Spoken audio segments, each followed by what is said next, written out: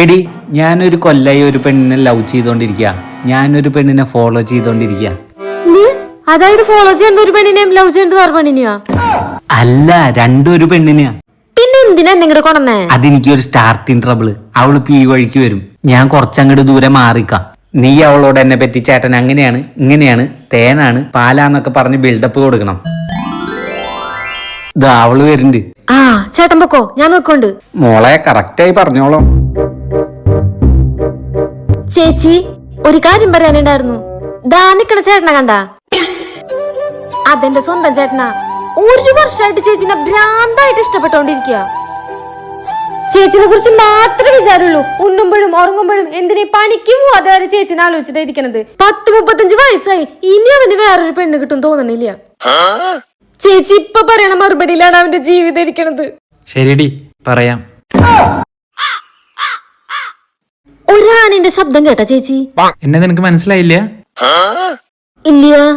10ാം class വരെ ഞാനും നിന്റെ ചേട്ടനും ഒരുമിച്ചാ പഠിച്ചത്. ഞാൻ സുരേഷ്. ഞാൻ നിന്റെ വീട്ടിലൊക്കെ വന്നിട്ടുണ്ട്.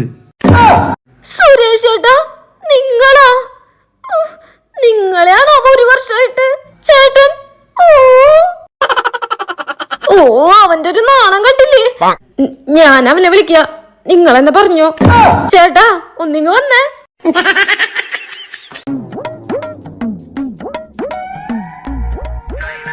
ചേട്ടാ എനിക്കൊരു കാര്യം ഇനി നീ ഒന്നും പറയണ്ട. ഇവളൊരുവിധം പറഞ്ഞിട്ടുണ്ടാവല്ലോ, എന്നാലും ഞാൻ പറയാം. എനിക്ക് ഒരേ ഒരു അമ്മയും ഒരേ ഒരു അച്ഛനാണുള്ളത്. പിന്നെ ബാക്കിയുള്ളവർക്കൊക്കെ 10-15 അച്ഛന്മാരുണ്ടല്ലോ. നിന്നോട് കുറുകെ പറയരുതെന്ന് ഞാൻ പറഞ്ഞു. ദേവതമാരൊക്കെ അങ്ങ് സ്വർഗത്തിലാന്ന് വിചാരിച്ചേ, പക്ഷെ ഞാൻ എന്റെ ദേവതയെ ഇങ്ങ് ഭൂമിയിൽ കണ്ടെത്തി. ചേട്ടാ എടുത്തു ചാടല്ലേ. നീ ഒന്നും മിണ്ടാതിരി, ഞാനൊന്ന് പ്രൊപ്പോസ് ചെയ്യട്ടെ. I love you Surabhi. എനിക്കും നിന്നെ ഇഷ്ട. ആരുടെ അത്? ഇവിടെ ആരുമില്ല, കണ്ടൂടെ?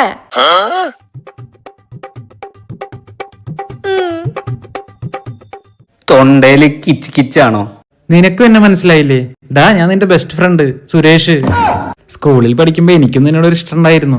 ഇപ്പൊ നീയായി പറഞ്ഞ സ്ഥിതിക്ക് ഐ ലവ് യു ടു ഡാ.